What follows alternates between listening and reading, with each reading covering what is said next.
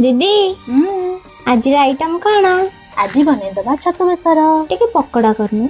आज मु बेसर बनईदी आउ दिने तो कहीं पकड़ा बनईदेबी आ। ठीक अच्छी।